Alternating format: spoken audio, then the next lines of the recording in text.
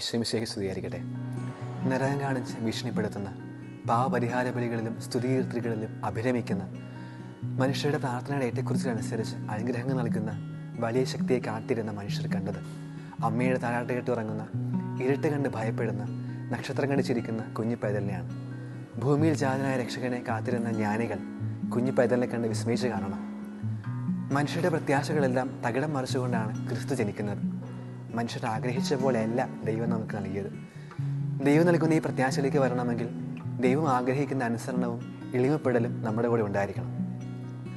നമുക്ക് കിട്ടേണ്ട ഈ പ്രത്യാശ, ദൈവം നൽകുന്ന ക്രിസ്തു എന്ന പ്രത്യാശ, അതിലേക്ക് നാം എത്തിച്ചേരുന്നത് കർത്താവിൻ്റെ ഹൃദയത്തോടുള്ള പൂർണ്ണമായ സമ്മതത്തോടു കൂടിയാണ്. ക്രിസ്തു നൽകുന്ന പ്രത്യാശ നമ്മെ ഒരിക്കലും നിരാശരാക്കുകയില്ലെന്ന ബോധ്യം നമുക്കുണ്ടായിരിക്കട്ടെ.